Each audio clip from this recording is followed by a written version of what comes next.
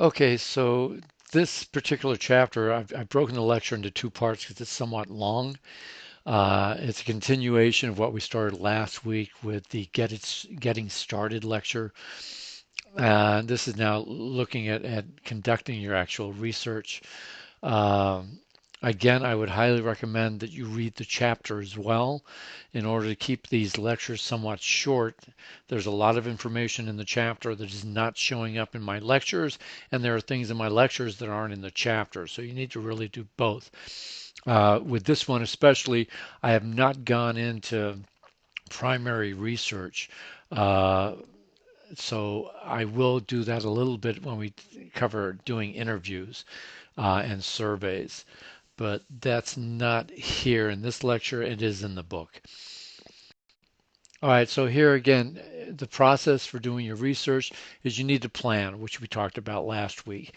You have to have a topic, then you need to have a question that your research paper is going to ask about that topic, and then your plan to actually answer it in a satisfactory manner.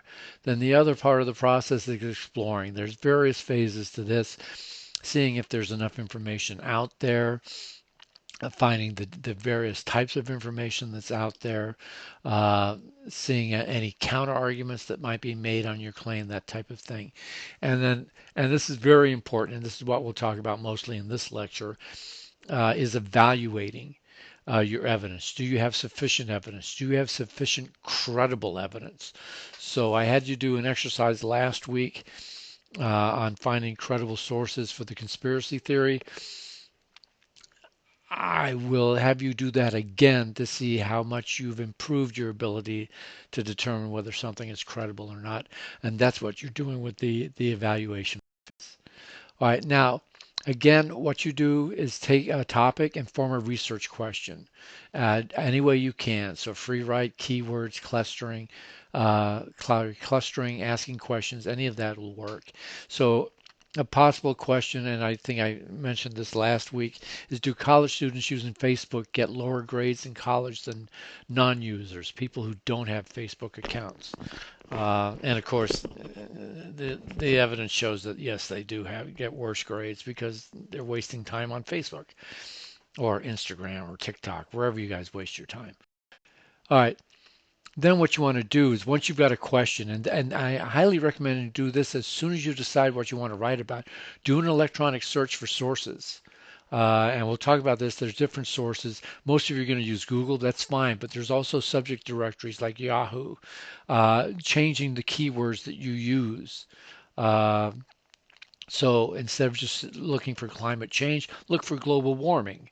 And then using the school's databases, which will go into a little bit more depth in this lecture. And what you got to ask, are there enough? I've had people who've come to me after a few weeks of writing a paper say, I can't find enough sources. I'm like, well, you've narrowed your topic too much, or your topic is so new, there aren't enough sources out there. So you need to change. Now, the other problem is you have too many. If you do a Google search and hundreds of thousands of results come back, you may have something that's too broad. All right, so you have to determine.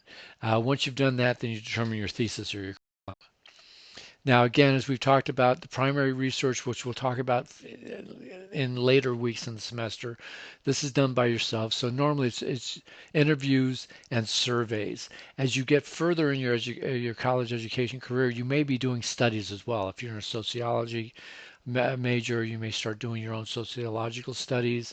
Uh, if you're a science major, there may be studies that you're going to do for your science classes, that type of thing.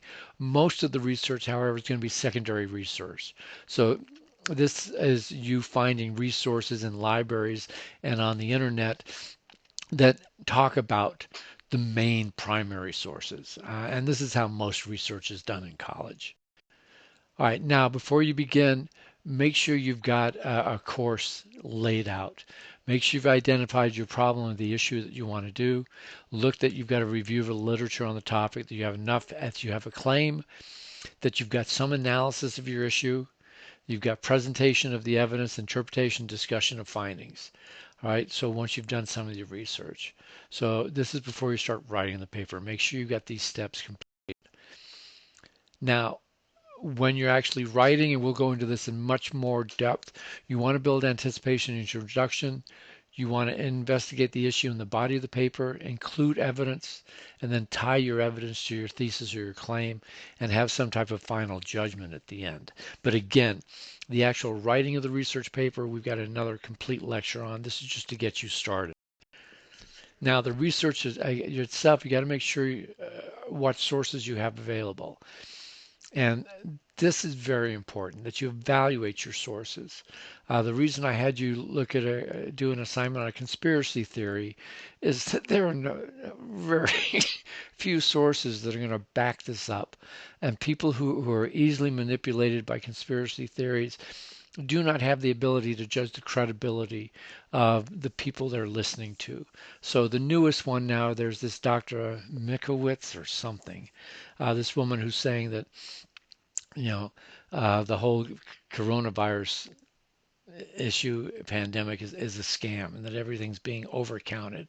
But if you go and look at who she is, what her history is, she's not a credible source. So that's what you've got to do when you're looking at your sources.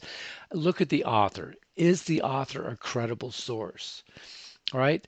And then who published? Who published your source? So the Epoch Times, which is now trying to be this newspaper of fact, is not. The Epoch Times is an awful lot like the National Enquirer. It's about the same. So you want to be careful of things like that. Who published it? And even if it's a credible publisher, such as the New York Times, you know the New York Times is going to have a liberal bias. You need to be aware of that. The Wall Street Journal, excellent newspaper, but it definitely has a conservative bias. You just need to be aware of it. It doesn't mean that the information is wrong or cannot be believed in either one of those publications. It just you need to know that it's going to slant one way or the other. All right, now the other thing to look at is it peer reviewed? So most of the journals if not all of the journals in your school databases, whether it's here at Oakland Community College, or if you go to Wayne State or Oakland College, Oakland University, or if you go to Michigan State, all those databases are going to mostly have peer-reviewed journals when they're journals, and that means that people within the field who are professionals in that field have reviewed the articles in the journal and checked them for facts and said, yeah, this is good. All right. This is why I'm requiring you to have two databases, journals, database sources in your paper, is that it ensures that one, you know how to use the databases, and two, that you probably have at least two good sources then, no matter what. Now, even though that's said, there's a journal, the British Medical Journal, which is called The Lancet, published the study of the guy who linked vaccinations to autism. It had been peer reviewed. However, 1 or 2 years later, after the anti-vaccination campaign got started, uh, those studies were looked at again, and it turned out that he had only a handful of people in the studies, which is not enough. You cannot conduct a study and say you've determined anything with 5 or 6 people in the study. So he was discredited, but his paper got into the Lancet and was peer reviewed. And so it caused a lot of damage. So even if it's in a peer reviewed journal, you have to have